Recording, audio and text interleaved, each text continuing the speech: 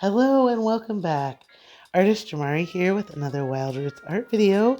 Today is going to be an acrylic painting tutorial where I walk you through step by step how to create this beautiful piece, Caribbean Sunrise. These are the materials that I'm going to be using, but you are free to use whatever you have available. I am going to be using paper to paint this on that I've covered with gesso. I'm reusing a piece, but you could use canvas, stretch canvas, or whatever you'd like. I'm going to be using a square-tipped brush. These are just two different sizes. I think I decided to go with the smaller one, but either it doesn't matter. I chose an off-white and a beautiful violet. A beautiful turquoise and a deep teal.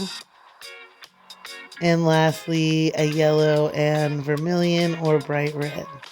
Feel free to paint this in whatever color you choose as well.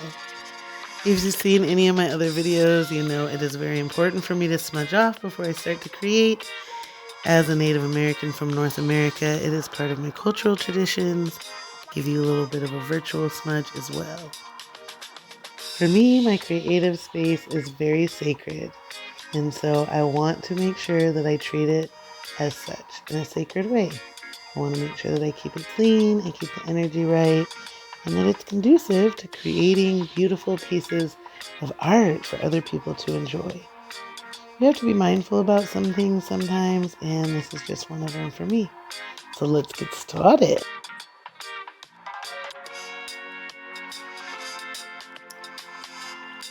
So here I'm just going to doll out just a dollop of paint. A little paint goes a long way, and I found that it's easier to put more out if you need it than to try to put that paint back in the tube if you've gotten too much. It just usually gets wasted, and I hate to waste paint. It's like truly one of my little pet peeves as an artist. I try to be real mindful with my materials. Even though there's abundance, I don't know, I just hate to be wasteful. So I'm just putting a little bit out of each. I know kind of which ones I'm going to use a little bit more of just because of the way that I'm structured this painting. So I do put a slight, I would say just a tiny bit more of the turquoise and the blue, knowing that I'm going to do a large part of this as the water. And then just kind of equal dollops of each of the rest because like I said, it's easier to put more out later.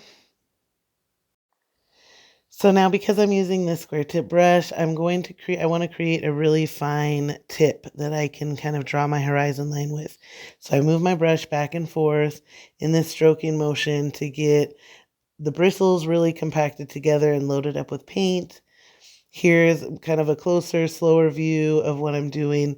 You just push it back and forth, like rotating it between your fingers, and this will give you a really sharp, fine point at the top, and it will be loaded with paint so that if you have to draw lines, see that? It will be a lot easier. So here I'm drawing the horizon line. I didn't do it right in the middle of the painting. I kind of left the upper portion slightly larger, just as if you were on the beach kind of looking out at the sea. I lived in a beach, a coastal village when I lived in Belize, which this painting was inspired by, like I said. So that was my perspective, was standing on the beach of Hopkins, looking out on the sea at sunrise. So I'm just going to go back and forth with my brush and that sharp tip to create a nice line, just, so that it's nice and vibrant. It doesn't need to be perfectly straight, as you can see here. It just needs to be pretty, you want it to be as straight as possible. And where I live, it's a very dry climate, and so you will notice that I constantly dip my brush in water. This also allows for the paint to flow a little bit easier. We're going to be layering paint here, so the paint doesn't need to be extremely opaque. It can be a little bit transparent with wash, which is what we call it when we mix paint with water. We call that a wash. So with the layering process, you can do several layers of wash, and that will create this beautiful depth that you will see in this piece.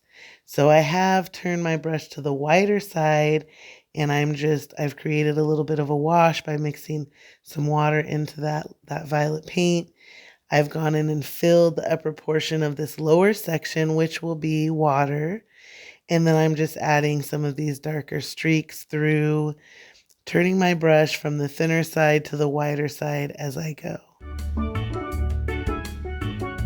Now that I've kind of gotten this violet color in the places that I really like, I can start to layer it up and create more of a richness and tone by adding more.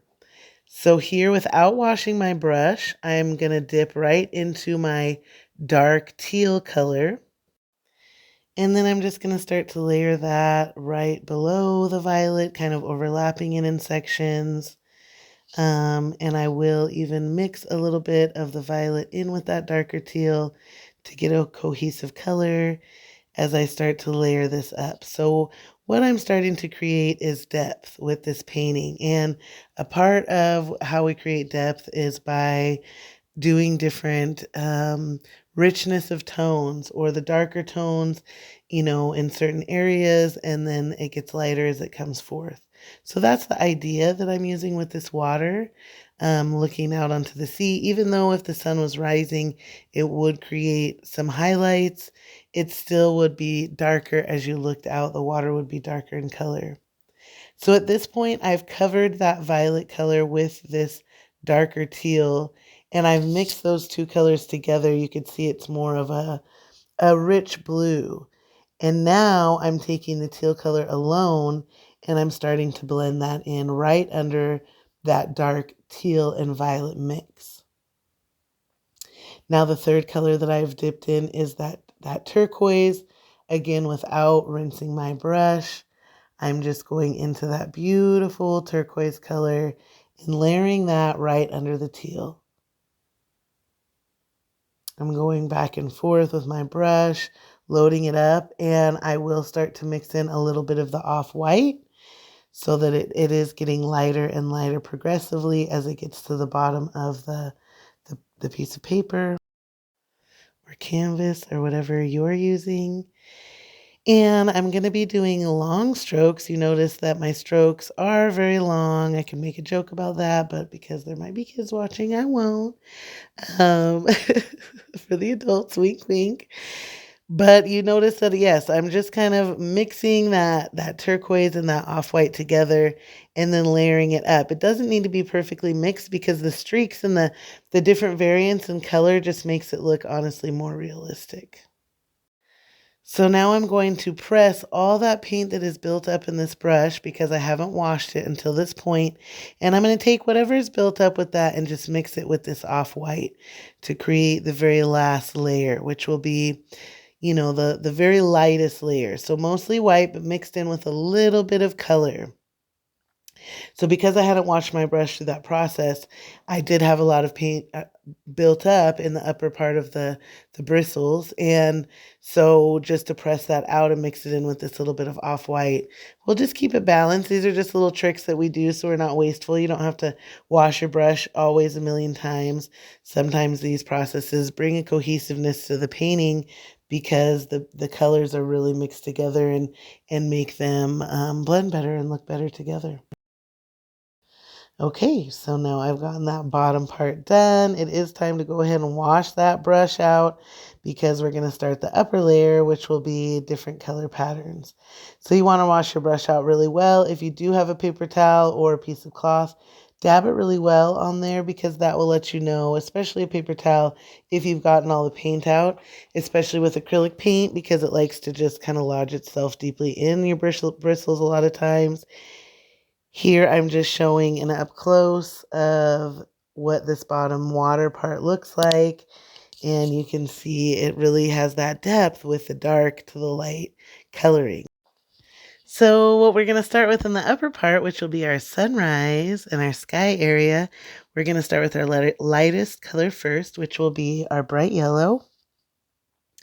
There's no rhyme or reason to this. Where you put your yellow is kind of gonna be where your sun is gonna be. Basically where I'm putting this yellow color is where I'm saying the sun is kind of gonna be. Here I'm even mixing a little bit of the yellow with the other turquoise and teal blues so I can get more of a sky color there and just start to layer this because this is we're going to be creating a sky. And so with the sunrise or a sunset, That's what makes it so beautiful, is there's just such a variety of colors. So for this part, there's not any rhyme or reason. I'm just going to be layering the paint and the colors up in a way that feels intuitively right. And there's, like I said, there's not really any right or wrong. The biggest thing is just to understand where you want your sun, or where you kind of want the lighter parts to be. It could be rising right above the water. It could be in one of the corners. It doesn't have to be right dab smack in the middle. It could be, there's a lot of different areas. Just decide where you want that to be, and put kind of your lighter colors there. And then the rest is just flowing. Creating is like tapping into all the things that you've observed, all the sunsets that you've observed, all the sunrises that you've seen. When you get into a flow, when you're painting, these things just naturally come out, and you don't have to really think about it. So you did notice that I did put a layer of purple on the bottom. This was just, again, to create some depth. And then I'm just going to kind of layer a little bit of that vermilion, or that reddish orange right underneath it. These are just things I'm doing because I think that they'll look really pretty. So go ahead and do that if you'd like to. You can see I have the yellow, the turquoise, and the blues, that purple layer, and then I'm just laying down that bright red underneath it. So next, we're going to give our brush a little rinse, and we're going to go into the vermilion. That bright reddish orange, that fiery red. I've lived in different climates, a few different climates at this point in my life, and the sunsets are different in different places that you live, or the sunrises, excuse me. Where I live now, the sunsets are spectacular. But living in Hopkins Village in Belize, the sunrises were so beautiful, and they just had these rich, rich, rich colors, just like the tropics. They weren't pastels and like cotton candy clouds. They were these rich, fiery, fiery colors that would come up with the sun. So that's what I'm emulating here with these bright colors. At this stage, I'm just kind of blending these colors together, going back and forth between them. Right now, I'm mixing in a little bit of yellow into that vermilion to tone it down in areas. But like I said, you're just going to be working your brush back and forth and blending these colors out. I apologize that my hand is in front of this every time. It's something that I'm very conscious of in this video and will really try to work on for future videos. I wasn't familiar with teaching from this angle and just didn't realize it until it was way past too late. So I'll just, you can just see that I'm just picking up different colors. Now I'm working back with the teal and just feeling it out. Like I said, this is kind of an intuitive process. It's something that, you let your mind connect with your body in all those sunrises that you've seen, or how the sky has presented itself to you, and you just start to create that. The more that you think about it, the harder it is. The more that you focus on it, the harder it is. So for you babies out there that are just, more free with your actions, I'm sure your sunsets are going to look gorgeous, because you just want to play. You want to play with all the colors, and you want to layer them up so that you can see them still, but they blend together. So earlier I talked about creating a wash, and right here I'm actually creating what we call in the art world a wash. So I'm watering down the paint to get a very, very, very soupy consistency. So it's not as thick and heavy bodied like it typically is, but it is more like water or soup. It's very thin and very runny. Now I'm going to take that wash of vermilion, or the orange, fiery orange, red, and I'm going to start to layer that into my watercolors. And the reason why I want the wash is because what I'm creating now is a reflection. When the sky is so vibrant and beautiful, of course, it reflects on the water. And so we want some of these colors from up above to reflect down below, but we don't want them to overtake the beautiful colors that we've already created within that water area. So with these washes, it will allow us to lay some of those colors down, but also be able to see the beautiful teals and turquoises that are underneath. So with all these different colors, I'm just going to be adding water and creating more of a wash so that I can start to blend in these reflective colors of the sky. Adding back in some violet and just working around with the different colors. So yeah, with that violet wash, I'm going underneath, like at the furthest part of the water, right at the horizon line, and I'm adding that in as a reflection and just to, again to add some depth and darken that area. Adding in water as I need so that it is very soupy, it's not too thick, and it won't overtake that beautiful teal that I've already created in the background area. The different materials that you use, acrylic paint or watercolor oils, is kind of the different techniques that will bring about beautiful pieces of work. With acrylic painting, it is all about the layering process. If you put down one layer of acrylic paint, it can look really flat, non-dimensional, more kind of cartoonish, or just different things like that. And typically, really, with any paint can look like that. Oil can look like that as well, but specifically acrylic. But because acrylic paint dries so fast, it is perfectly built to put layers and layer it up to create depth and dimension, to make your eye dazzle and for things to look a little bit more realistic, because in real life, there's a multitude of colors in one thing that maybe looks like it's just one color. So with acrylic paint, it's fun to just continue with those layers because the more layers that you add, the more dimension it adds as well. So I'm just going to be going back and forth between the sky and the water, just adding those colors. I'm working back in with the teal now to kind of bring in some pops of sky.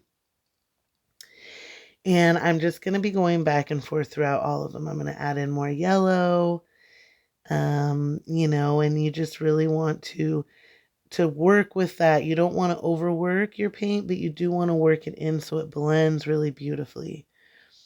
I do have this sped up a little bit, and so it seems like I'm brushing really fast, but really what I'm doing is I'm just working in those colors so that they're blended and they don't just look like a bunch of colors slapped on a page. That blending is what also brings more of a realistic effect and look. So just keep brushing it back and forth. If it starts to get dry, add a little bit of water. Unfortunately, once acrylic paint is dry, there's not much you can do. It's liquid plastic basically. But while it's wet, you can still move it, play with it, blend it out, do a lot of things to create these beautiful looks. So right before your very eyes, and even on your own canvas or paper or whatever you're painting on, things are starting to come to light, right? That's how acrylic painting is. It's so fun. I guess painting in general, creating in general, it starts out kind of looking, yeah, is it going to come out? Is it not? You're not really sure. And you just keep working with it. And then pretty soon you can start to see it. And you're just like, wow, okay. It pushes you to keep going. So keep going. Keep adding your colors. Keep blending it out. If you need to, rinse your brush really well. I know, yeah, here I'm going in with, anytime I'm going in with the lighter colors, it's pretty common that you need to rinse your brush because whatever paints you've been working with before are definitely still in there and will just change your color. So here I'm just blending more yellow in. This is just the process. So you can watch as I do it, pause it, do it yourself, come back and kind of see however you want to flow with this process is totally up to you. Now that I have my sun a little bit more defined in that yellow area, I'm just going to bring that down into the water again and just kind of adding some more of these washes. Now that I can see the placement of the colors, just create a more, cohesive look.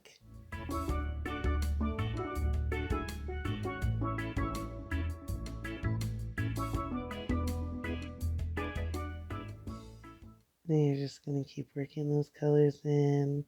I do like to play on colors that flow together, kind of put those colors next to each other when I do paintings or look at complementary colors. There's so much that goes into painting, overall, things that are eye-catching or colors that go together, things that look beautiful together. And although this kind of looked funny in the beginning, now that this sunset is starting to come together, I can really see the beauty of it and the cohesiveness. Here I am just creating one of those really fine lines again, because now that I've kind of got the sky where I like it and the water, I'm going to go in and redefine that horizon line. In the flowing process, you might have kind of crossed those lines. These colors start to blend together. So I'm just going to go in with that really sharp-edged brush and redefine that. Excuse my whistling. You're just going to use gentle strokes. Don't stress yourself out. Don't overthink it. Hold that brush way up on the end and just gently bring out your horizon line again.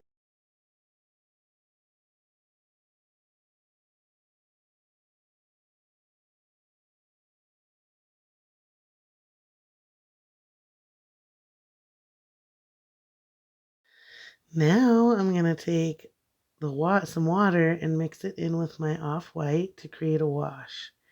And I'm going to be focusing on the details of the water now and adding some white highlights. So I don't want this white to be thick and heavy-bodied like it is when it comes out of the tube. I want it to be really, really wet and soupy. And so it's a little bit more transparent, right? This also cuts down on the opacity of it. So here I'm going to go right over that horizon line. That's going to be my starting place. Water is reflective, so there are always glistens of white, the deep colors. There's just this variance in color. So now that I've got that horizon line, I'm going to hold my brush loosely at the very end, keeping that sharp edge parallel to the horizon. And I'm just going to bring my brush back and forth with these very gentle strokes, starting to create some white reflective highlights of the waves and the movement in the water. I'm going to kind of focus that you saw right under that where the sun is reflecting, because of course the sun is the brightest thing, and so it's always going to have the most reflection.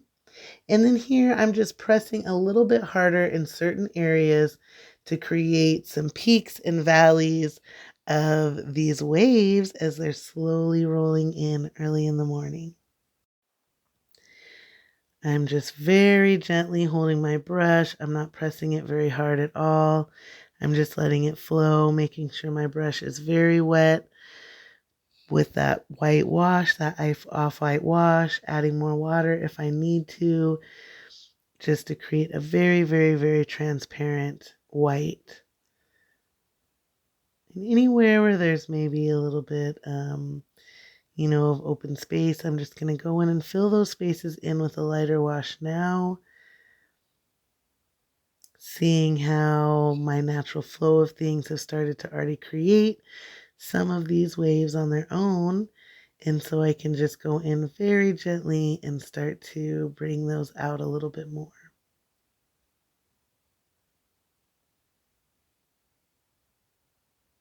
You see how I'm just gently working back and forth, taking my brush and just bringing out some of the movement in that water that's already just been created.